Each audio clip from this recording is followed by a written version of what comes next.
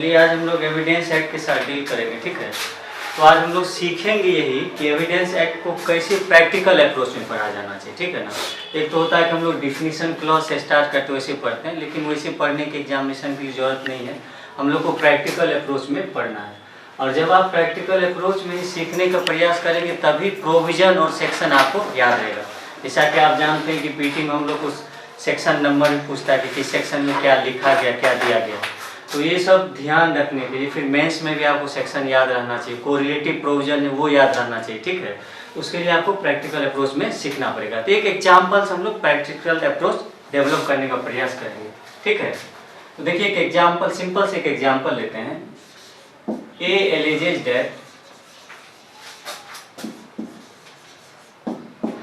B has committed theft.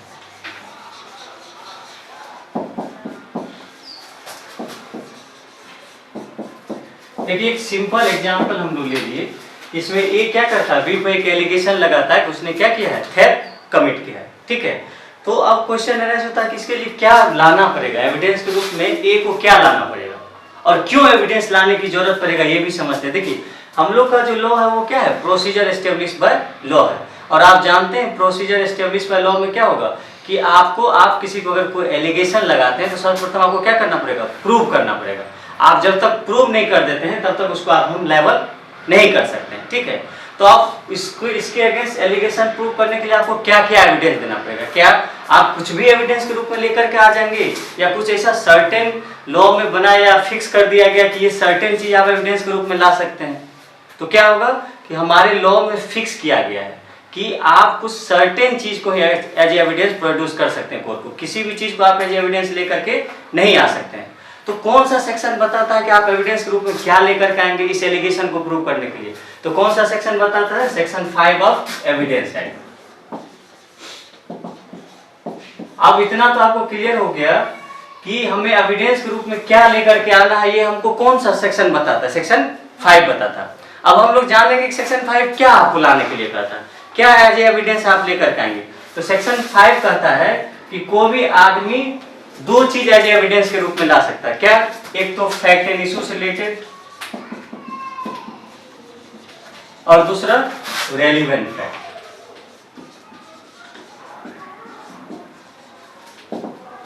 ये clear हो गया कि सेक्शन 5 से आपको ये पता चल गया कि फैक्ट एंड इशू और रेलिवेंट फैक्ट से रिलेटेड एविडेंस आप ला सकते हैं, अदरवाइज और किसी फैक्ट से रिलेटेड एविडेंस नहीं प्रोड्यूस कर सकते। अब हम लोग समझते हैं कि फैक्ट एंड इशू है ही क्या, फैक्ट एंड इशू है क्या। तो आप जानते हैं कि फैक्ट एंड इशू क्या होता है, एक लीडिंग फैक्ट होता है जो कोर्ट को डिसाइड करना होता है, ठीक है। तो किसी भी ऑफेंस का लीडिंग फैक्ट होगा क्या, क्या होगा लीडिंग फैक्ट। तो आप जानते हैं कि हर ऑफेंस में हमको डिसाइड ही क्या करना होता है, एक्टस रियस और मेंस रिया डिसाइड करता है। तो हमारे फैक्ट एंड इशू में क्या आ जाएगा, एक्टस रियस और मेंस रिया आ जाएगा। क्लियर हो गया। तो एक चीज आपको पता चल गया कि एक्टस रियस में क्या है, फैक्ट एंड इशू में क्या है, एक्टस रियस और मेंस रिया। अब हम लोग समझते हैं कि रेलिवेंट फैक्ट में क्या क्या आएगा, रेलिवेंट फैक्ट में क्या क्या आएगा।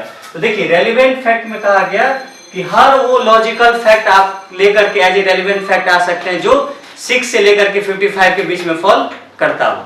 मतलब अगर 6 से लेकर के 6 to 55 में आपको अगर फैक्ट फॉल कर रहा है तो उसको एज ए रेलिवेंट फैक्ट आप एविडेंस के रूप में ला सकते हैं, ठीक है। तो देखिए इसके कंक्लूजन को आप पहुंचिएगा तो इससे क्या क्लियर हो गया कि अगर कोई भी आदमी अगर कोर्ट में कोई एविडेंस प्रोड्यूस करना चाहता है तो वो किससे रिलेटेड एविडेंस ला सकता है, फैक्ट एंड इशू और रेलिवेंट फैक्ट। इतना क्लियर हो गया।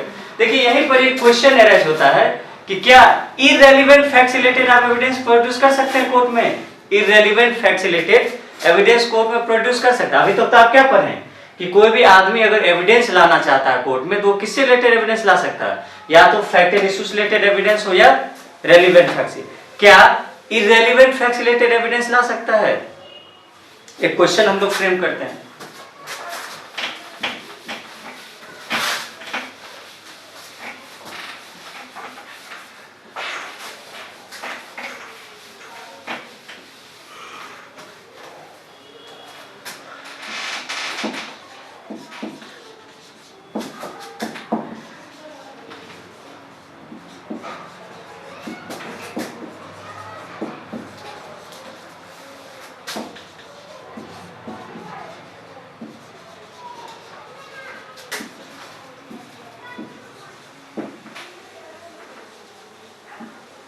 देखिए सेक्शन 5 से एक क्वेश्चन निकल करके आता है। सेक्शन 5 में क्या कहता है कि कोई भी आदमी एविडेंस कहाँ तक कन्फाइन करता है। सेक्शन 5 कहता है या तो आप fact and issues related evidence लेकर के या तो रेलिवेंट फैक्ट से। तो यही पर क्वेश्चन है क्या आप irrelevant facts related evidence admissible होगा, तो आंसर क्या होगा यस। क्या होगा आंसर यस। अब इसको एक एग्जांपल समझते हैं कि इरेलीवेंट फैक्ट का एविडेंस कैसे कोई आदमी ला सकता है और कैसे उस एविडेंस को हम इरेलीवेंट एविडेंस कहेंगे। देखिए सपोज कीजिए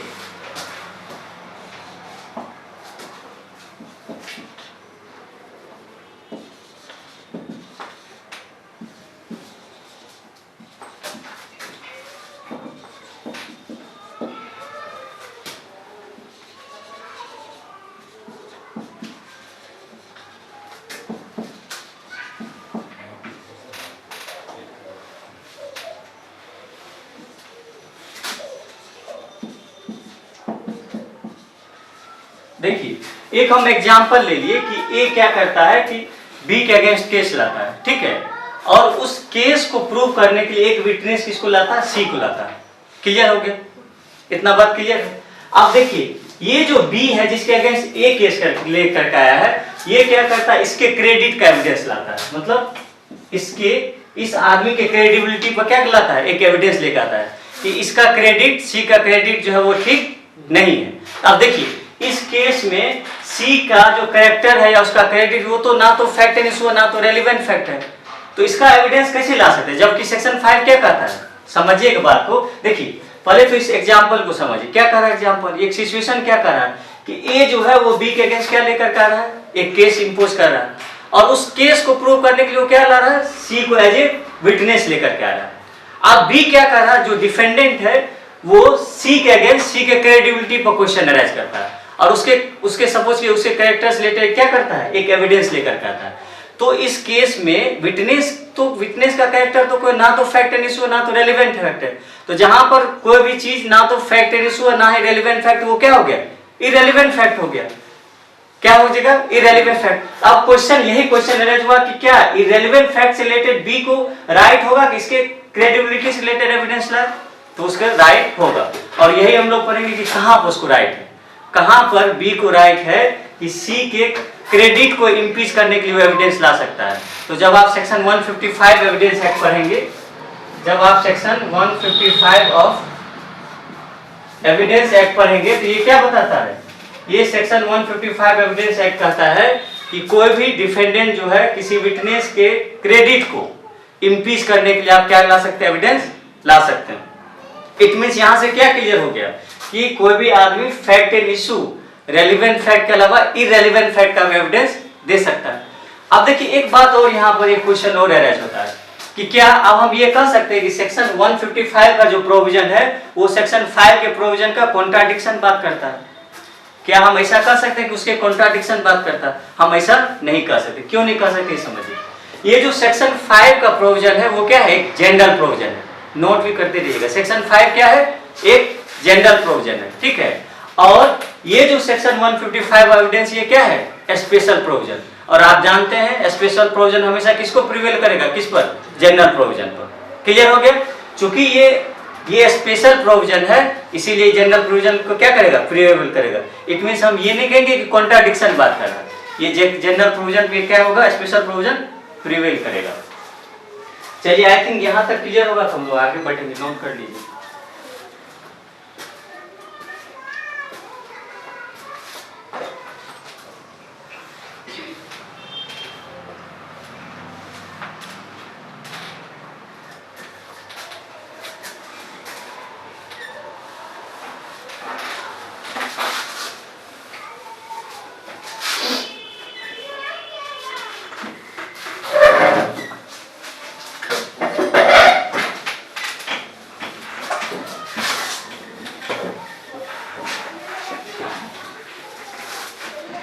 अब देखिए इतना तो आप लोग समझ गए कि इरेलीवेंट फैक्ट का एविडेंस भी दिया जा सकता है। और 155 में जो इरेलीवेंट फैक्ट का एविडेंस की बात किया वो क्या है, एक स्पेशल प्रोविजन है। चलिए अब देखिए जब आप सेक्शन 165 प्रोविजो पढ़ेंगे तो ये क्या कहता है आपको, सेक्शन 155 प्रोविजो जब पढ़ेंगे तो ये कहता है कि judgement judgement should be based on relevant fact which is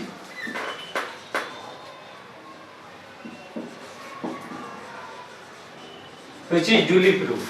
देखिए अब इस प्रोविजन का आप लोग समझिए तब बाद में लिखिएगा। देखिए सेक्शन 165 प्रोविजन क्या कहता है कि कोई भी जो जजमेंट होगा वो जजमेंट क्या होगा, रेलिवेंट फैक्ट पर बेस्ड होगा और वो साथ ही साथ क्या होना चाहिए, ड्यूली प्रूव्ड होना चाहिए। अब इसको समझते कि कोई भी, आप देखिए पहले मैं क्या बोला कि कोई भी आदमी एविडेंस कैसा एविडेंस दे सकता है, या तो फैक्ट एंड इशू या रेलिवेंट फैक्ट रिलेटेड। साथ ही साथ आप देखिए क्या कर रहा है कि रेलिवेंट फैक्ट तो होना चाहिए, साथ ही साथ ड्यूली प्रूव्ड भी होना चाहिए। इट मींस अगर कोई फैक्ट जो 6 से लेकर के 55 तक आता है, अगर वो ड्यूली प्रूव्ड नहीं तो उसको एज ए जजमेंट के लिए यूज कोड नहीं कर सकती। अब देखिए ये जो बात का ये किस पर अप्लाई होगा, जो भी जज डिसाइड करेंगे केस को वो उनको देखना है। वो जो जजमेंट पास करेंगे वो किस बेस पर पास करेंगे, रेलिवेंट के आधार पर पास करेंगे और वो रेलिवेंट एविडेंस जो क्या होना चाहिए, ड्यूली प्रूव्ड होना चाहिए। तो इट मींस ये ड्यूटी ऑफ कोर्ट है कि उसको विजिलेंट रहना है कि जो भी वो रेलिवेंट फैक्ट एडमिट करेंगे वो क्या होना चाहिए, एक तो रेलिवेंट फैक्ट होना चाहिए, जो भी फैक्ट वो एडमिट करेंगे वो फैक्ट कैसा होना चाहिए, रेलिवेंट फैक्ट होना चाहिए। दूसरा क्या होना चाहिए, वो ड्यूली प्रूव्ड होना चाहिए। तो देखिए इसी कंडीशन को या इसी रिक्वायरमेंट को फुलफिल करने के लिए जज को एक पावर दिया गया सेक्शन 136 में। क्या पावर दिया, कहां पावर दिया गया, सेक्शन 136 ऑफ एविडेंस एक्ट। अब इसको ध्यान से समझिए है क्या, इस प्रोविजन को फुलफिल करने के लिए जुडिशियल मजिस्ट्रेट को सेक्शन 136 में पावर दिया गया। क्या पावर दिया गया, कहा गया है कि जुडिशियल मजिस्ट्रेट उसी रेलिवेंट फैक्ट को एडमिसिबल करेंगे या एडमिसिबल बनाएंगे या एडमिट करेंगे जो क्या हो, जो 6 से लेकर के 55 के बीच में फॉल करता हो और वो ड्यूली प्रूव्ड हो। पहला देखिए 136 पहला पैरा अगर हम पढ़ेंगे तो वो यही कहता है कि कोई भी जज जो है उसी फैक्ट को एडमिसिबल बनाएंगे या एडमिट करेंगे जो 6 से लेकर के 55 तक फॉल करता हो, 6 से लेकर 55 में फॉल करता हो, साथ ही वो क्या हो, ड्यूली प्रूव्ड हो। फर्स्ट पैरा ये बात करता है। देखिए दूसरा पैरा क्या करता है, ये बहुत इंपॉर्टेंट है दूसरा पैरा, ठीक है, वो बहुत इंपॉर्टेंट बात करता है। देखिए वो क्या बात करता है, सेकेंड पैरा कहता है कि अगर कोई अदरवाइज अगर किसी चीज को प्रूव करना चाह रहा है या एनीथिंग एल्स प्रूव करना चाह रहा है, क्या प्रूव करना चाह रहा है, एनीथिंग एल्स या समथिंग एल्स अगर कुछ प्रूव करना, या कोई इतना समझ लेगा कोई समथिंग अगर कुछ प्रूव करना चाह रहा है तो उसको पहले क्या प्रूव करना पड़ेगा, समथिंग एल्स प्रूव करना पड़ेगा। ये समझिए, कहा कि अगर कोई भी आदमी कुछ बात प्रूव करना चाह रहा है तो उसको समथिंग एल्स प्रूव करना पड़ेगा। फॉर एग्जांपल सपोज कीजिए कि कोई डाइन डिक्लेरेशन कहां दिया गया है, सेक्शन 32 क्लॉज 1 में। सेक्शन 32 क्लॉज 1 में क्या दिया गया, डाइन डिक्लेरेशन दिया गया। तो डाइन डिक्लेरेशन को प्रूव करने के लिए सर्वप्रथम 36 पैरा 2 कहता है अगर कोई भी आदमी डाइन डिक्लेरेशन को अगर प्रूव करना चाहता है तो उसको सर्वप्रथम क्या प्रूव करना पड़ेगा, सबसे पहले उसको डेथ प्रूव करना पड़ेगा। क्लियर है अनुपम, सबसे पहले क्या प्रूव करना पड़ेगा, डेथ प्रूव करना पड़ेगा। इट मींस इससे क्या, देखिए क्या हो गया, समथिंग मतलब क्या हो गया, डाइन डिक्लेरेशन। अगर आप डाइन डिक्लेरेशन प्रूव करना तो समथिंग एल्स प्रूव करना पड़ेगा, मींस आपको डेथ प्रूव करना पड़ेगा। अब बताइए यही सेम प्रोविजन कहां पर एविडेंस एक्ट में बात करता है कि कोई भी आदमी अगर डाइन डिक्लेरेशन प्रूव करना चाहता है तो उसको सर्वप्रथम क्या प्रूव करना होगा, डेथ प्रूव करना पड़ेगा। कौन सेक्शन बताता है, सेक्शन 14 ऑफ एविडेंस एक्ट।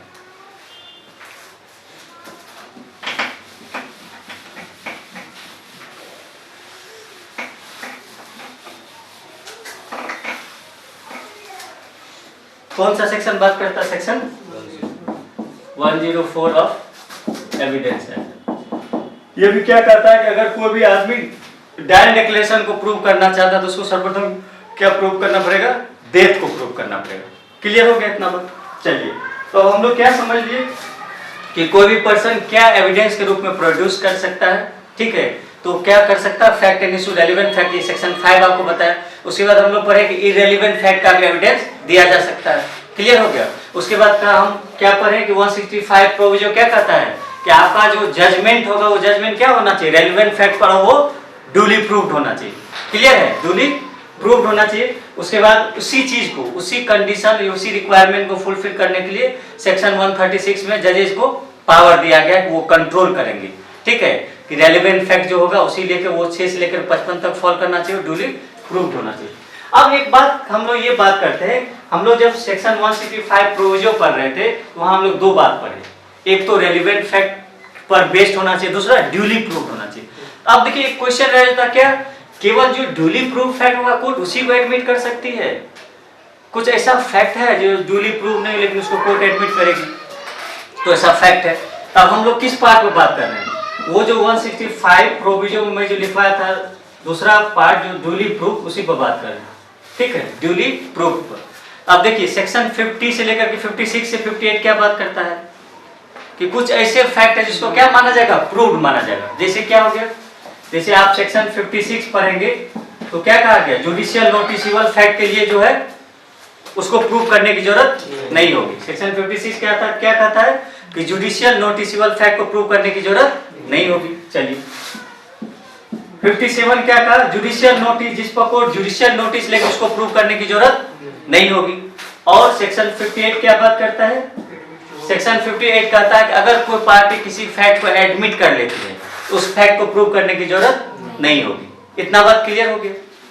चलिए अब हम लोग इसका दोनों पार्ट को समझ लिए कि क्या कर रहा था, फिर 156 प्रोविजन क्लियर है। चलिए आगे बढ़ते हैं हम लोग।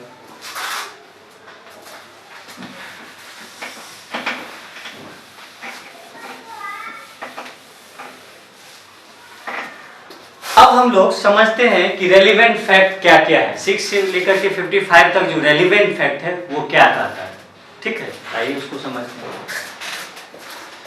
देखिए सेक्शन 6 जो है ये आपके पीटी पॉइंट ऑफ व्यू से बहुत इंपॉर्टेंट है। इसमें एक मैगजीम्स की बात करता है, क्या बात करता है ये सेक्शन 6, रेस जस्टिस। क्या बात करता है, रेस जस्टिस। पहले समझिए रेस जस्टिस का मतलब होता है क्या है। रेस जस्टिस मतलब क्या होता है, थिंग्स डन, पूछता है एग्जाम में, थिंग्स डन। अब देखिए मेन पार्ट सेक्शन 6 का क्या कहता है, उसको एक लाइन में हम लोग समझ लेते हैं। देखिए मेन पार्ट जो सेक्शन 6 का कहता है वो क्या कहता है, समझिए। आपका मार्जिनल नोट क्या है, facts forming part of same transaction.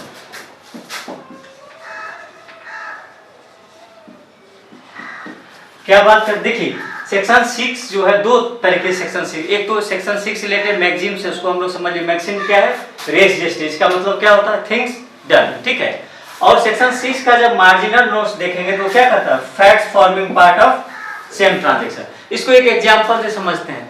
Suppose कीजिए कि ए है, ठीक है, और यहां पर बी है और यहां पर सी है, ठीक है। ये ए क्या करता है, बी को गन शॉट करता है, ठीक है, इसको गोली से इसका क्या करता है, डेथ कॉज करता है। और इस बात को सी देखता है और सी क्या करता है, कराया करता है, चिल्लाता है। सी क्या करता है, चिल्लाता है, ठीक है। तो यहां पर जो सी का क्राइंग है इसको क्या माना जाएगा, पार्ट ऑफ सेम ट्रांजैक्शन। और इसका क्राइंग जो है इस केस में क्या होगा, fact forming part of same transaction माना जाएगा। और इसका स्टेटमेंट क्या होगा, रेलिवेंट होगा। समझे इस बात को। देखिए ए जो है बी को गन शॉट करता है, गोली मारता है, ठीक है, और ये सी देखता है, सी देख करके क्या करता है, चिल्लाता है, क्रैक करता है, ठीक है। तो सेक्शन 6 कहता है कि ये जो सी का क्राइंग है ये क्या माना जाएगा, fact forming part of same transaction माना जाएगा। और ये सी का क्या होगा, वो क्राइम जो वो रेलिवेंट हो जाएगा। और कहां रेलिवेंट होगा, सेक्शन 6 में। ये आई थिंक समझ गए, ठीक, नोट करते चलिएगा, कर रहे भैया, चलिए।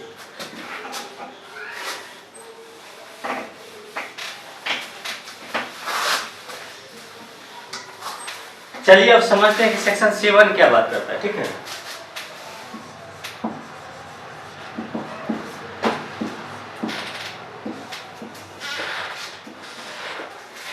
देखिए सेक्शन समझने के लिए आपको 3 कीवर्ड है, उसको आपको ध्यान रखना पड़ेगा, ठीक है। सेक्शन 3 में 3 कीवर्ड है, क्या क्या है देखिए।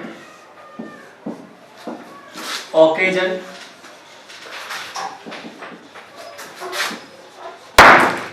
Cause and effect. सेक्शन 7 क्या बात करता है? Occasion, cause and effect.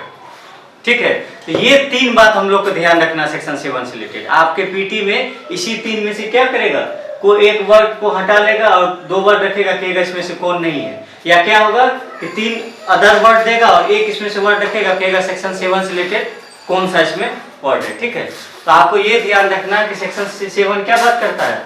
Occasion, cause and effect की बात करता है। क्लियर है? चलिए ठीक है।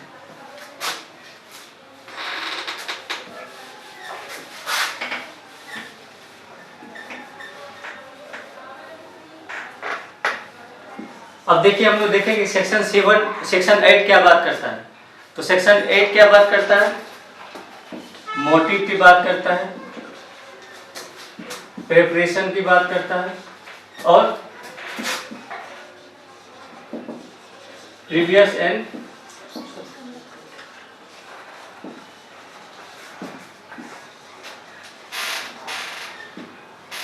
देखिए सेक्शन 8 जो है वो मोटिव की बात करता है, प्रिपरेशन की बात करता है और प्रीवियस एंड सब्सिक्वेंट कंडक्ट की बात करता है। क्लियर है? पीटी के लिए हमारे लिए इतना सफिशिएंट है। या तो आपको पूछ देगा कि प्रिपरेशन की बात कौन सा सेक्शन करता है, क्या होगा? सेक्शन 8। आपको पूछ देगा मोटिव की बात कौन सा करता है, तो सेक्शन 8 करता है। लेकिन देखिए एक चीज ध्यान ये रखने वाली बात है कि अभी जब हम लोग सेक्शन 14 डील करेंगे तो वहां पर क्या है, सेक्शन 14 क्या बात करता है? स्टेट ऑफ माइंड का। स्टेट ऑफ माइंड में क्या क्या आता है? इंटेंशन आता है, नॉलेज आता है, मोटिव आता है। लेकिन वहां पर सॉरी मोटिव नहीं आएगा, वहां पर मोटिव नहीं आएगा, गुडविल आएगा, इलविल आएगा, लेकिन मोटिव नहीं, ध्यान रखिए नहीं आएगा। तो याद रखिएगा ये जो मोटिव है ये सेक्शन 14 के स्टेट ऑफ माइंड जो है उसके अंतर्गत ये मोटिव नहीं आएगा। इसके अलावा जो भी माइंड का चीज हो तो सारा आएगा, जैसे इंटेंशन आएगा, नॉलेज आएगा, गुडविल आएगा, इलविल आएगा, लेकिन वहां पर मोटिव नहीं होगा। ठीक है, तो ये यहाँ पर ध्यान रखिएगा। ठीक है, अभी सेक्शन 14 तो आगे हम लोग डील करेंगे। क्लियर है इतना बात? जी सर।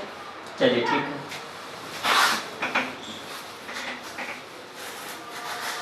अब देखिए सेक्शन 9 क्या बात करता है।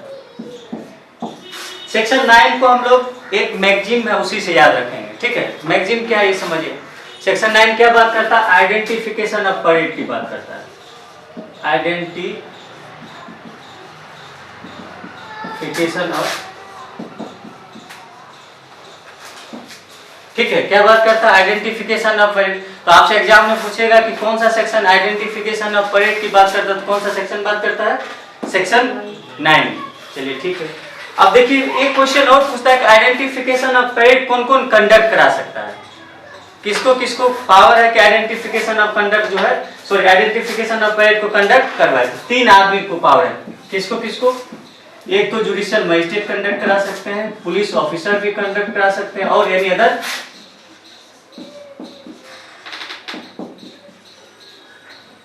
अदर पर्सन भी कंडक्ट करा सकते हैं।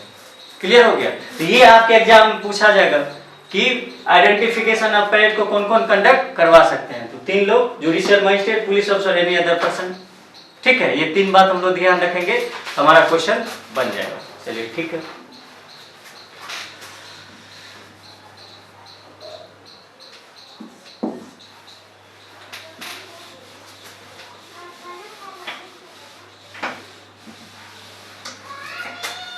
देखिए 16 तक जो है आप जानते हैं कि 16 तक क्या हम लोग पढ़ते हैं? लॉजिकल फैक्ट जो रेलिवेंट होगा। ठीक है, उसके बाद 17 से हम लोग इंपोर्टेंट पढ़ने लगते हैं, एडमिशन और कंफ्यूजन। यहाँ हम लोग मार्जिनल नोट्स अभी जान लेंगे कि क्या कहता है, सबको वर्बली जान लेंगे तो हमारे पीटी की पॉइंट ऑफ व्यू से चीजें क्लियर हो जाएगी। ठीक है, और 10 समझते हैं। सेक्शन 10 क्या बात करता है? Conspirator in reference of common design. क्या बात करता है?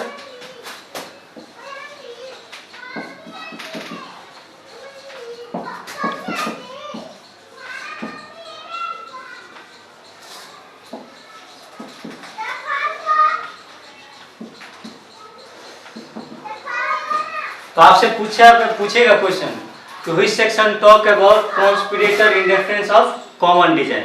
तो कौन सा सेक्शन होगा? सेक्शन 10। क्लियर हो गया? चलिए अब देखिए सेक्शन 11 बहुत इंपॉर्टेंट है, समझते हैं सेक्शन 11 क्या है।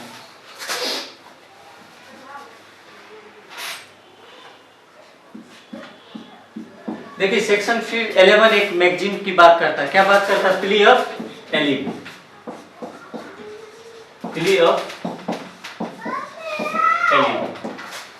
पहले तो आप ये ध्यान रखिएगा सेक्शन 11 बात ही क्या करता है, तो doctrine of plea of alibi की बात करता है। ये मैगजीन ध्यान रखेंगे, यही हमारे पीटी में पूछा जाता है। अब इसको हम लोग एक एग्जांपल से समझ लेते हैं कि प्ली ऑफ एलिबी होता है क्या है। ठीक है, सपोज कीजिए ए एक एलिगेशन लगाता है बी के अगेंस्ट कि उसने सी का मर्डर कॉज किया है 10:30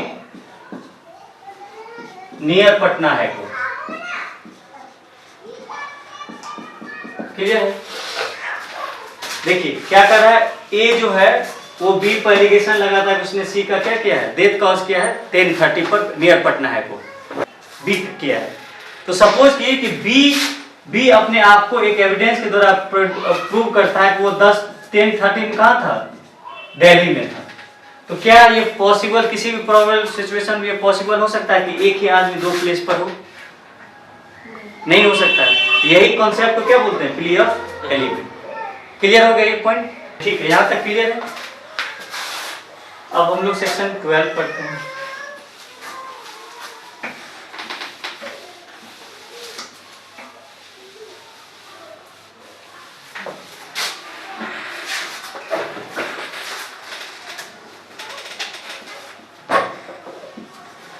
सेक्शन 12 में क्या बात किया गया, डैमेजेस की बात किया। एक ही कीवर्ड हम लोग याद रखेंगे, क्या याद रखेंगे, डैमेजेस। बहुत ज्यादा इंपॉर्टेंट नहीं है, ध्यान रखेंगे क्या बात किया गया सेक्शन 12 डैमेजेस का। ठीक है, चलिए सेक्शन 13 इंपॉर्टेंट, इसको समझिए।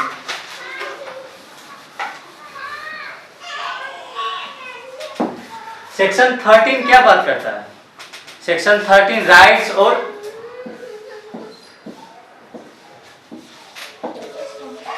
सेक्शन 13 राइट्स और कस्टम की बात करता है। तो देखिए पहला क्वेश्चन तो यही आपको पीटी में पूछेगा, which section talk about rights and custom, rights और कस्टम। तो कौन बात करेगा, सेक्शन 13। लेकिन देखिए अभी एक क्वेश्चन और इससे रिलेटेड पूछ लिया जाता है, ठीक है, कि राइट्स एंड कस्टम का प्रोविजन और कहां-कहां दिया गया है, राइट्स और कस्टम का प्रोविजन और कहां-कहां दिया गया है। तो देखिए सेक्शन 32 क्लॉज 4 में दिया गया है, और कहां दिया गया, 32 क्लॉज 7 में दिया गया, और कहां दिया गया, सेक्शन 48 में दिया गया।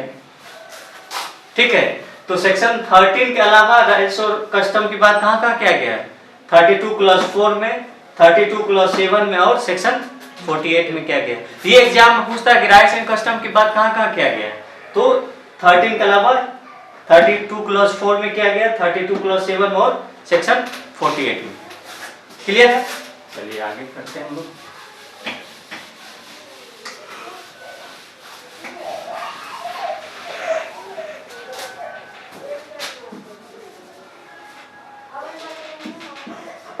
अब देखिए सेक्शन 14 क्या क्या बात किया, 14 में हम लोग समझेंगे थोड़ा सा। चलिए देखिए सेक्शन 14 जो है वो स्टेट ऑफ माइंड,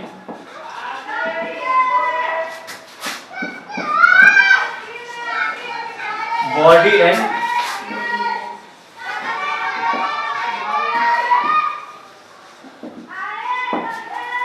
देखिए सेक्शन 14 यही तीन चीज की बात करता है। अगर ये तीन बात अगर आप समझ जाते हैं तो सेक्शन 14 आप समझ, क्या क्या बात किया गया है, state of mind, body and bodily feelings की बात है। अब देखिए यहीं पर हम लोग को ध्यान रखना है कि स्टेट ऑफ माइंड में क्या क्या इंक्लूड किया गया है। तो देखिए स्टेट ऑफ माइंड में इंटेंशन इंक्लूड किया गया है, स्टेट ऑफ माइंड में नॉलेज इंक्लूड किया गया है, इलविल इंक्लूड किया गया है, गुडविल इंक्लूड किया गया है। लेकिन ध्यान रखेंगे कि क्या इसमें इंक्लूड नहीं किया गया है, मोटिव नहीं किया गया। यही सबसे इंपॉर्टेंट है और लीडिंग बात है, ये याद रखिएगा। इसमें क्या सारा ऑप्शन देगा, ठीक है, और एक मोटिव भी दे देगा, कहेगा इसमें से कौन जो है सेक्शन स्टेट ऑफ माइंड में इंक्लूड नहीं है, तो क्या होगा, मोटिव इंक्लूड नहीं होगा, अदरवाइज सारा इंक्लूड होगा। और जब आप सेक्शन 8 का आंसर करेंगे तो वहां भी ध्यान रखना है कि वहां पर मोटिव होगा, लेकिन वहां पर क्या होगा, ये इंटेंशन, नॉलेज, ये सब नहीं आएगा। क्लियर है? चलिए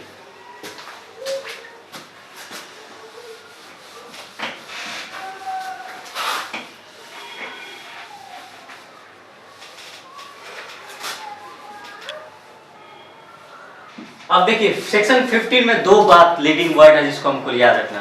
सेक्शन 15 क्या बात करता है? इंटेंशनल और एक्सीडेंटल। क्या बात करता है? इंटेंशनल एंड, क्लियर है? इंटेंशनल एंड एक्सीडेंटल का देखिए जितना बात अभी हम लोग डिस्कस कर रहे हैं, जब हम लोग रेगुलर क्लास में पढ़ेंगे तो सारे को डिटेल में बात करेंगे, ठीक है? जो भी केस लॉ से रिलेटेड होगा मैं डिक्टेट भी कराऊंगा, लेकिन अभी एक बार हम लोग गो थ्रू लेते हैं कि क्या क्या कौन सा सेक्शन क्या बात, क्योंकि हम लोग को अभी क्या देखिए अभी जानना है क्या है कि रेलिवेंट फैक्ट है ही क्या। तो एक जनरल इंफॉर्मेशन हम लोग रेलिवेंट फैक्ट के अंतर्गत क्या क्या आ रहा है, ठीक है? तो उसी को हम लोग समझ रहे हैं, क्लियर है? तो सेक्शन 15 के अंतर्गत क्या क्या गया आपको? Intentional and accidental. चलिए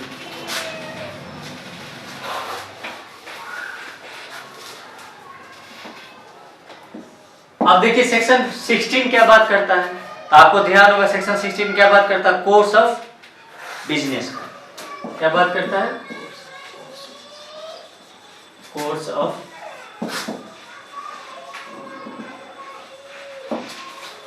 यहां तक तो क्लियर है। तो देखिए 6 से लेकर के 16 तक के फैक्ट को क्या बोलेंगे? लॉजिकली रेलिवेंट फैक्ट बोलेंगे। तो हम लोग लॉजिकली रेलिवेंट फैक्ट के अंतर्गत क्या क्या आएगा ये तो हम लोग समझ चुके हैं। अब जो हम लोग पढ़ेंगे ये ज्यादा इंपॉर्टेंट है, अब समझिए इसको क्या है। अब देखिए सेक्शन 17 टू सेक्शन 23 क्या बात करता है? एडमिशन। अब यहां थोड़ा सा आराम से हम लोग चीजों को समझते हैं। और सेक्शन 17 टू 23 को रेट विद किसके साथ पढ़ते हैं हम लोग? सेक्शन 31 रेट विद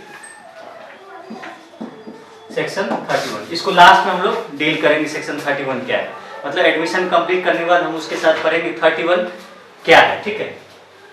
तो पहला सेक्शन हम लोग समझते हैं। पहले तो देखिए ये भी आपके पीटी में क्वेश्चन आता है कि एडमिशन को कौन से कौन सेक्शन डील करता है, तो सेक्शन 17 टू 23, क्लियर है? चलिए आइए अब हम लोग सेक्शन 17 समझते हैं।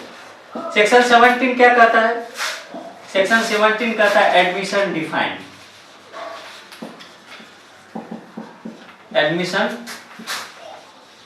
डिफाइंड, इससे क्या क्लियर हो रहा है कि सेक्शन 17 एडमिशन का डिफिनीशन बता रहा है, लेकिन एक्चुअल में सेक्शन 17 एडमिशन का डिफिनीशन नहीं बता रहा। वो क्या बता रहा है? मैनर बता रहा है कि कोई भी आदमी एडमिशन कैसे कर सकता है और कब उसको एडमिशन कहा जाएगा, ठीक है? तो कैसे कर सकता है इसके अंतर्गत क्या बताया गया आपको कि कहा कोई भी आदमी एडमिशन कैसे कर सकता है? या तो ओरली कर सकता है, या तो राइटिंग में कर सकता है, और या कैसे कर सकता है? Electronic form.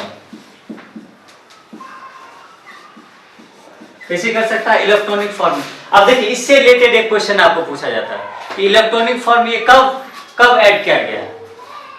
तो कब ऐड किया गया? 17/10/2000 को। ये ध्यान रखिए, ये ज्यादा इंपॉर्टेंट अभी पूछ लेता है। 17/10/2000 ऐसे पूछेगा कि किस ईयर में इसको किया गया, तो कब? 2000।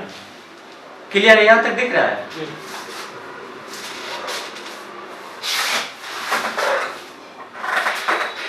ध्यान रखेंगे, मैं यहां लिख देता हूं 17/10/2000।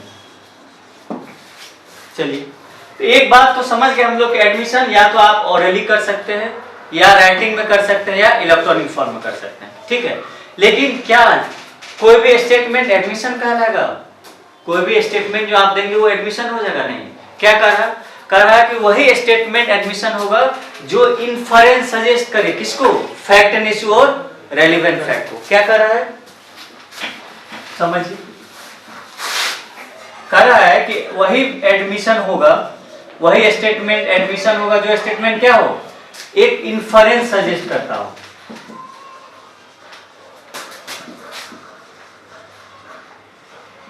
क्या करता हो? इन्फरेंस सजेस्ट करता हो। किस तरफ सजेस्ट करता हो? इन्फरेंस सजेस्ट किस तरफ करता हो? Fact and issue, fact and issue,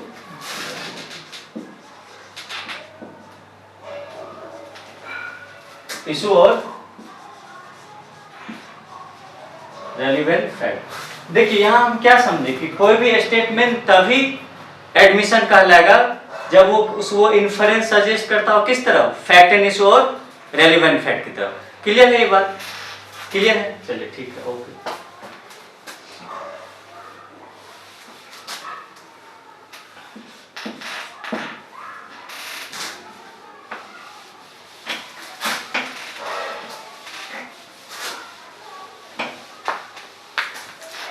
अब हम लोग समझते हैं कि सेक्शन 18 क्या बात करता है, ठीक है। तो देखिए सेक्शन 18 जो है वो बात करता है कि कौन कौन एडमिशन कर सकता है।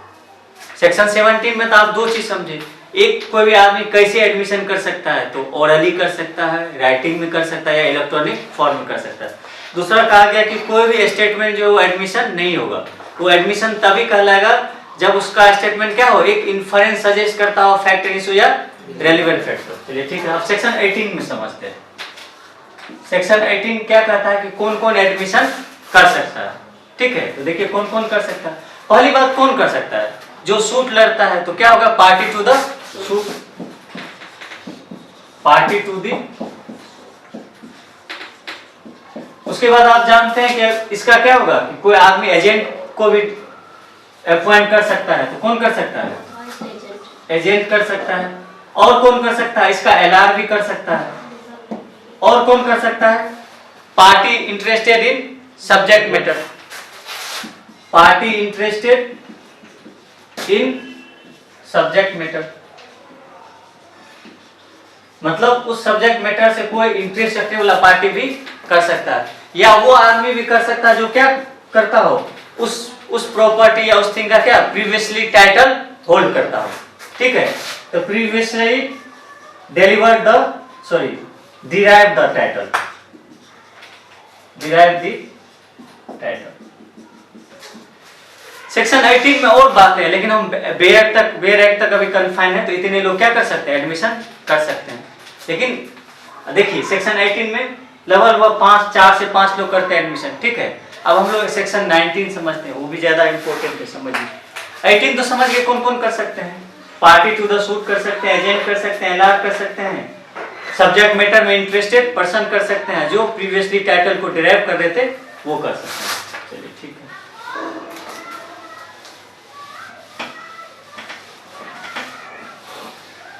अब हम लोग समझते हैं कि सेक्शन 19 में कौन एडमिशन कर सकता है। देखिए सेक्शन 19 को समझने के लिए पहले तो एक बात मैं बताता हूं, तो यहां कहा गया कि थर्ड पर्सन भी कर सकता है या थर्ड पार्टी भी कर सकता है। जनरली क्या होता है कि थर्ड पार्टी एडमिशन नहीं कर सकता है, थर्ड पार्टी एडमिशन नहीं कर सकता है। लेकिन सेक्शन 19 क्या कहता है आपको, सेक्शन 19 यहां लिख लीजिए। सेक्शन 19 कहता है कि कोई थर्ड पार्टी भी एडमिशन कर सकता है। इसको एक एग्जांपल आपकी जो बुक में इलस्ट्रेशन दिया गया उसी से समझते हैं। सपोज कीजिए कि ए एक लैंडलॉर्ड है, या सपोज कि इसके पास एक अपार्टमेंट है, ठीक है, और उस अपार्टमेंट से रेंट कलेक्ट करने के लिए वो बी को एज ए केयर टेकर क्या करता है, केयर टेकर अपॉइंट करता है। क्लियर है, एक लैंडलॉर्ड है वो क्या करता है, एक केयर टेकर रखता है रेंट कलेक्ट करने के लिए, ठीक है। और इसके पास रेंटर कौन कौन है, ए है, सपोज कीजिए ए है, बी है, सी है, डी है, ठीक है। इसमें से सी क्या होता है कि सी जनवरी का रेंट पे करता है, जबकि बी कहता है अपने लैंडलॉर्ड से, अपने ओनर से कि इसने जनवरी का रेंट नहीं दिया है, और जबकि ये रेंट दे देता है। तो ऐसे सिचुएशन में ये दोनों के बीच जो डिस्प्यूट होता है एक जनवरी मंथ के रेंट के लेकर के, इसमें अगर सी देगा, सी का क्या होगा, सी जो एडमिट करेगा वो एडमिशन क्या होगा, रेलिवेंट होगा। जनरली क्या होता है कि थर्ड पार्टी का एडमिशन रेलिवेंट नहीं होता है, लेकिन ऐसे सिचुएशन में सेक्शन 19 में क्या होगा, थर्ड पार्टी का एडमिशन रेलिवेंट हो जाएगा। ये क्लियर हो गया, चलिए आगे समझते हैं।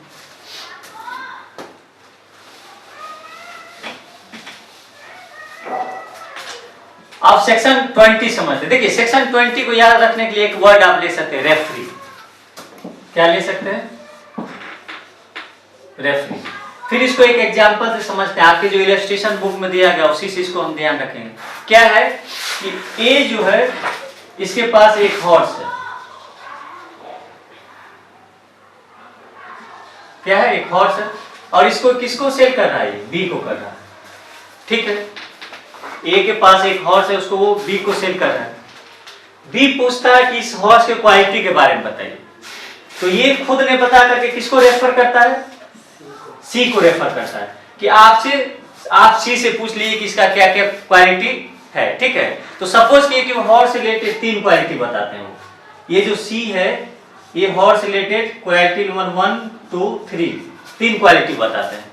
लेकिन बाद में जब ये हॉर्स परचेज करके घर लेकर के जाता तो देखता है कि ये क्वालिटी है ही नहीं इसके अंदर, ठीक है। अब क्या करेगा, ये ऑब्वियसली इस पर सूट लेकर के आएगा। ये कहता है कि मैंने तो एडमिट ही नहीं किया था।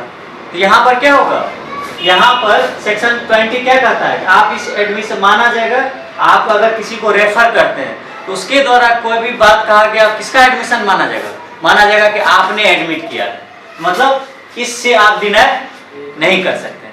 क्लियरली समझ गए। देखिए फिर समझिए, ए जो है वो एक हॉर्स सेल करता है बी को। बी पूछता है कि इस हॉर्स की क्वालिटी बताइए। वो किसको रेफर करता है, कहता है इस हॉर्स के बारे में सी सारी बात जानते हैं, आप उनसे पूछ लीजिए। तो सी यहाँ पर हॉर्स के बारे में जो जो बात कहेंगे वो किसके लिए एडमिशन माना जाएगा, ए के लिए माना जाएगा। क्लियर है ये। चलिए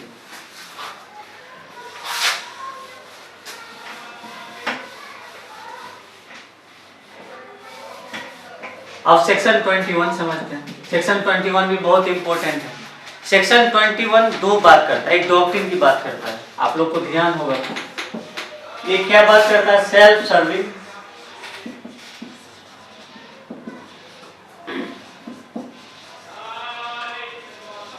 क्या बात करता है, सेल्फ सर्विंग स्टेटमेंट का। दूसरा सेल्फ हार्मिंग स्टेटमेंट।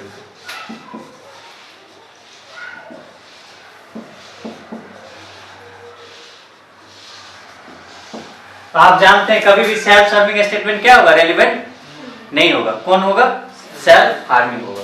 तो ये रेलिवेंट हो जाएगा, ये रेलिवेंट नहीं, क्योंकि कोई भी पर्सन अपने आप को हार्म करने के लिए झूठ नहीं बोलेगा, लेकिन अपने आप को बचाने के लिए झूठ बोल सकता है। इसीलिए कौन रेलिवेंट होगा, सेल्फ हार्मिंग होगा, सेल्फ सर्विंग नहीं होगा। चलिए क्लियर होगा।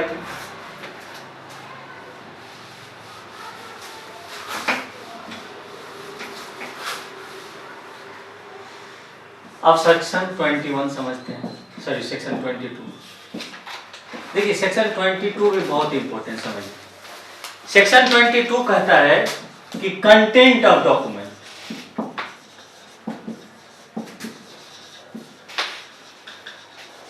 कहता है कि कंटेंट ऑफ डॉक्यूमेंट के लिए आप क्या नहीं दे सकते, ओरल एडमिशन नहीं कर सकते।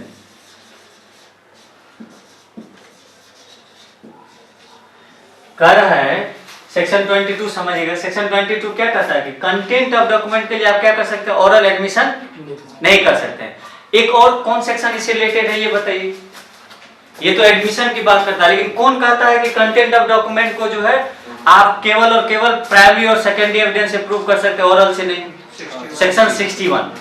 सेक्शन 61 क्या कहता है, यहाँ पर कोरिलेट करके आप लिख लीजिए। सेक्शन 61 क्या कहता है कि कंटेंट ऑफ डॉक्यूमेंट में B prove either by primary evidence और सेकेंडरी एविडेंस। क्लियर है बात। इट मींस यहां से क्या क्लियर हुआ, सेक्शन 22 कहता है कि अगर कंटेंट ऑफ डॉक्यूमेंट से रिलेटेड अगर कोई आदमी एडमिशन करता है तो वो ओरल एडमिशन नहीं कर सकता है। और दूसरा सेक्शन 61 क्या कहता है, अगर उसको प्रूव आप करना चाहते हैं तो प्रूव किससे कर सकते हैं, या तो प्राइमरी या तो सेकेंडरी डॉक्यूमेंट से। तो ये देखिए सेक्शन 20 का एक जनरल प्रोविजन हो गया, लेकिन इसका एक्सेप्शन क्या कहता है, सेक्शन 22 का एक्सेप्शन क्या कहता है। ठीक है, कहा कि अगर कोई डॉक्यूमेंट सपोज कीजिए, अगर किसी डॉक्यूमेंट के लिए अगर आप सेकेंडरी एविडेंस दे सकते हैं, कहा कि अगर किसी डॉक्यूमेंट, ये एक्सेप्शनल रूल है सेक्शन 22 का, कहा कि अगर किसी डॉक्यूमेंट से रिलेटेड आप क्या कर सकते हैं, सेकेंडरी एविडेंस अगर आप दे सकते हैं, अगर सिर्फ सेकेंडरी एविडेंस देने का राइट है आपको सेक्शन 65 में, तो आप क्या कर सकते हैं, ओरल एविडेंस उसका दे सकते हैं। और दूसरा क्या कहता है, अगर किसी डॉक्यूमेंट के जेन्युइननेस पर ही क्वेश्चन अराइज हो गया हो, कोई भी डॉक्यूमेंट जेन्युइन है या नहीं, अगर इस पर क्वेश्चन अराइज हो गया हो, तो ऐसे सिचुएशन में भी आप क्या कर सकते हैं, ओरल एडमिशन कर सकते हैं। देखिए जनरल रूल समझिए। जनरल रूल कहता है कि कंटेंट ऑफ डॉक्यूमेंट से रिलेटेड आप क्या कर सकते हैं, ओरल एडमिशन नहीं कर सकते। ठीक है, इसी को एक्सटेंशन कौन करता है, सेक्शन 61 कहता है कि अगर कोई कंटेंट ऑफ डॉक्यूमेंट को प्रूव करना चाहता है तो उसको प्रूव करने के लिए क्या देना पड़ेगा एज एविडेंस, या तो प्राइमरी एविडेंस देना होगा या तो सेकेंडरी देना पड़ेगा। लेकिन सेक्शन 22 एक्सेप्शन क्या बात करता है, एक्सेप्शन कहता है कि अगर किसी भी डॉक्यूमेंट के लिए अगर आप सेकेंडरी एविडेंस दे सकते हैं, तो ऐसी सिचुएशन में आपको ओरल है उसका कंटेंट और डॉक्यूमेंट ओरल एडमिशन आप कर सकते हैं। या दूसरा कह रहा है कि अगर किसी डॉक्यूमेंट के जेन्युइननेस पर अगर क्वेश्चन अराइज हो गया तो ऐसे सिचुएशन में क्या होगा कि आप ओरल एडमिशन कर सकते हैं। क्लियर? चलिए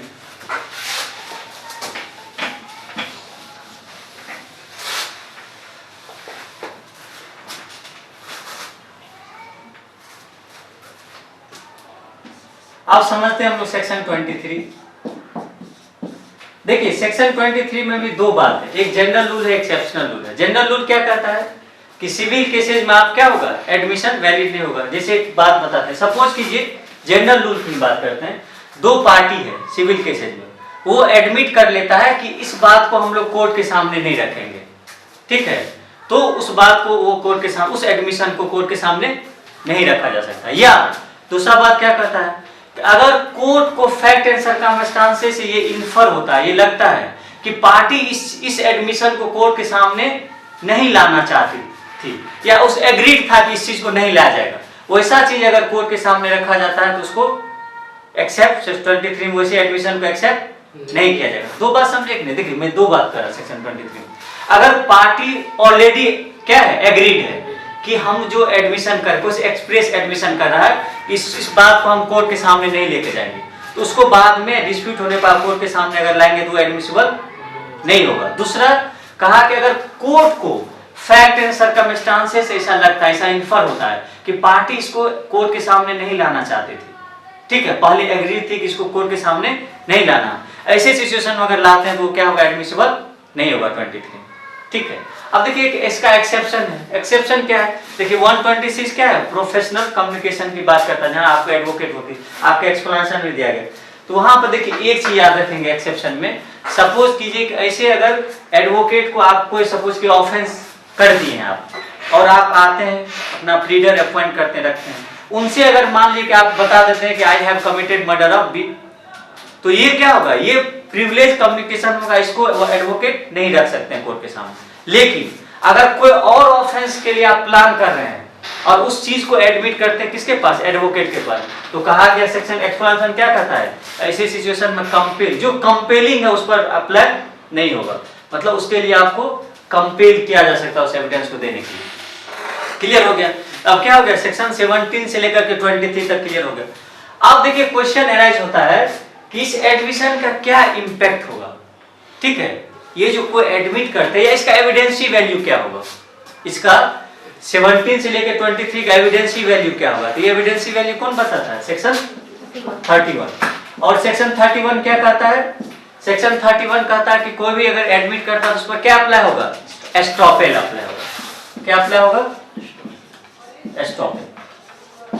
और एस्ट्रोपेल क्या होता है समझ लीजिए, एस्ट्रोपेल कहता है कि कोई भी पर्सन आपके बात पर विश्वास करके, आपके बात पर फेथ करके, और केवल फेथ से ही नहीं काम चलेगा, फेथ करके वो क्या करता है, एक फर्दर स्टेप भी लेता है, एक फर्दर स्टेप भी लेता है, तो वो क्या होगा, वो एस्ट्रोपेल कहलाएगा। जैसे एक आप जब कॉन्ट्रैक्ट एक्ट पढ़ेंगे तो वहां पर एक केस है केदारनाथ वाला, उसमें क्या होता है कि एक पर्सन से जाकर के चंदा मांगा जाता है, ठीक है, वो क्या करते हैं, एग्री हो जाते हैं, सपोज कि 1 लाख रुपए देने के लिए एग्री हो जाते हैं, तो उन्हीं के इस एग्री होने पर वो क्या करते हैं, इसी आधार पर कुछ रॉ मटेरियल कंस्ट्रक्शन के लिए मंगवा लिया जाता है, बाद में वो क्या करते हैं, डिनाई कर देते हैं, तो उस पर क्या अप्लाई हो जाता है, एस्ट्रोपेल। क्यों, देखिए एक तो क्या होता है, उस पर फेथ कर लिया जाता है, पहले तो वो एग्री होता है, ठीक है, और उसके उस एग्रीमेंट पर उसके उस बात पर क्या करता है, फेथ करके क्या करता है, एक फर्दर स्टेप भी ले रहा है। फर्दर स्टेप क्या ले रहा है, कंस्ट्रक्शन के लिए कुछ रॉ मटेरियल, सपोज कि बालू सीमेंट की जरूरत है वो भी ले आता है, तो क्या होगा, वो एस्ट्रोपेल। एस्ट्रोपेल समझ गए, पहले तो उस पर आपको फेथ होना चाहिए, और फेथ के साथ क्या क्या किए हो आप, उसी फेथ पर आप प्रोसीड फर्दर कर दिए, मतलब एक कदम आगे बढ़ा दिए, ठीक है। तो एस्ट्रोपेल आप समझ गए, तो इट मींस क्या क्लियर हो गया कि सेक्शन 17 से लेकर के 23 तक जो एडमिशन की बात किया, उस एडमिशन का एविडेंसी वैल्यू क्या होगा, उस पर एस्ट्रोपेल अप्लाई होगा। चलिए ठीक है, एक चीज तो हम लोग क्लियर कर ली, अब आगे बढ़ते हैं।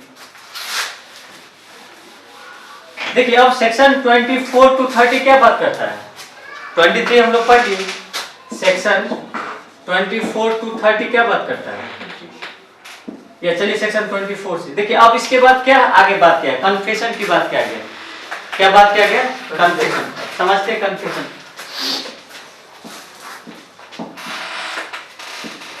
देखिए सेक्शन 24 पढ़ने के लिए आपको 3 बात अगर आप समझ गए तो आप कुछ 24 समझ गए। क्या है देखिए, सेक्शन 24 कहता है कि अगर कोई इंड्यूस करके, ठीक है, कोई अगर इंड्यूस करके या प्रॉमिस करके या थ्रेट करके, इंड्यूस करके, प्रॉमिस करके या थ्रेट करके अगर कोई किसी से कन्फेस कराता है कोई बात, तो वो कन्फेशन क्या होगा, रेलिवेंट नहीं होगा। इतना बात क्लियर हो गया कि सेक्शन 24 कहता है कि अगर कोई भी पर्सन इंड्यूसमेंट के आधार पर या प्रॉमिस के आधार पर या थ्रेट करके अगर कोई कन्फेशनल स्टेटमेंट किसी से लेता है तो वो क्या होगा, रेलिवेंट नहीं होगा। लेकिन इसी के साथ हम कौन सेक्शन पढ़ते हैं, सेक्शन 28।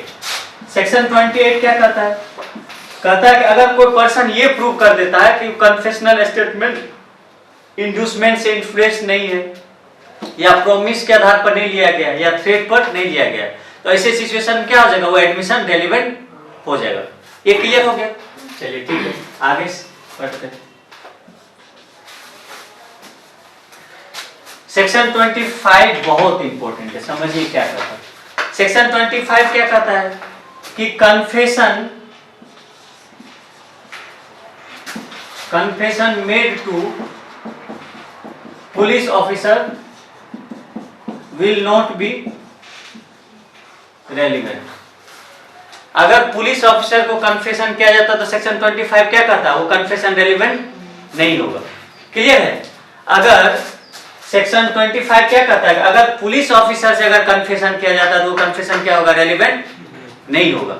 चलिए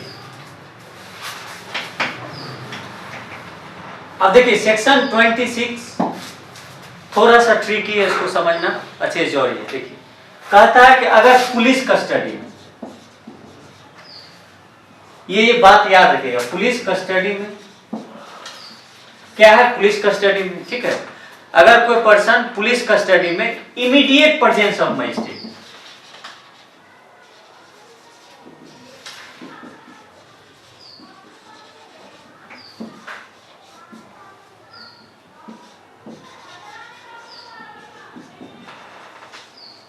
ये सबसे लीडिंग पॉइंट है, ध्यान रखिएगा। अगर कोई पर्सन पुलिस कस्टडी में immediate presence of judicial magistrate अगर कन्फेशन करता है तो वो कन्फेशन क्या होगा, तब ये कन्फेशन क्या होगा, वैलिड होगा या रेलिवेंट होगा। क्लियर हुआ। देखिए फिर से मैं बताता हूँ। सेक्शन 26 कहता है कि अगर पुलिस कस्टडी में कोई person immediate presence of magistrate, ये लीडिंग वर्ड है, ध्यान रखिएगा, इमीडिएट प्रेजेंस ऑफ मजिस्ट्रेट अगर कन्फेस करता है तो वो कन्फेशन क्या होगा, रेलिवेंट होगा। चलिए ठीक है। सेक्शन 27 समझिए। सेक्शन 27 ऐसे जनरली हम क्या रखेंगे, इसको क्या बोलते हैं, डिस्कवरी स्टेटमेंट। एक क्वेश्चन पूछता है कि किसमें 27 को क्या किया, अनकॉन्स्टिट्यूशनल डिक्लेयर कर दिया गया है, तो काठी कानून में क्या किया गया, इसको अनकॉन्स्टिट्यूशनल डिक्लेयर कर दिया गया। ये हम लोग पढ़ेंगे जब हम लोग मेंस क्लास में, जनरल क्लास में अगर डील करेंगे तो वहां पढ़ेंगे कि क्यों अनकॉन्स्टिट्यूशनल इसको डिक्लेयर किया गया था, काठी कानून। देखिए समझते हैं, ठीक है। एक एग्जांपल लेते हैं। सपोज कीजिए कि ए एक एक्यूज है, ठीक है, इसको पुलिस ऑफिसर अरेस्ट करती है, ठीक है। ये 2 स्टेटमेंट देता है। क्या देता है, I have committed the murder of B. एक स्टेटमेंट क्या देता है, I have committed the murder of B, कहता है मैंने बी का मर्डर किया है। दूसरा क्या करता है, आई हिडन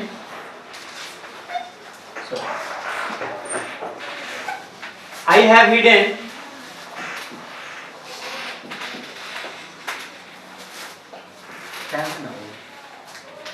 चलिए I have hidden that gun so and so place। अब देखिए यहां समझिए बात, यहां देखिए ये पहला जो स्टेटमेंट ये रेलिवेंट होगा, नहीं होगा, क्योंकि अगर कोई भी अगर गिल से रिलेटेड अगर कुछ कन्फेशन करता है पुलिस ऑफिसर तो वो क्या होगा, 25 में ये रेलिवेंट तो नहीं होगा, सॉरी ये क्या होगा, 25 में रेलिवेंट नहीं होगा, इतना तो क्लियर है कि 25 में रेलिवेंट नहीं होगा। लेकिन ये स्टेटमेंट कहाँ रेलिवेंट हो जाएगा? सेक्शन 27। क्या है ये? डिस्कवरी है। ये कहाँ हो जाएगा रेलिवेंट? 27। 28 हम लोग ऑलरेडी डिस्कस कर ही लिए 24 के साथ। बात करता है एक्स्ट्रा जुडिशियल कन्फेशन से।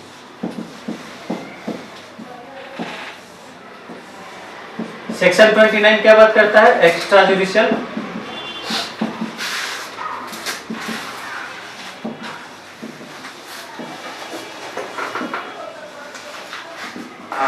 क्या बात करता है? Extra judicial confession. क्लियर है? चलिए आज यहीं तक रखते हैं हम लोग, फिर नेक्स्ट क्लास में फिर मिलेंगे तो आगे बात करेंगे। ठीक है।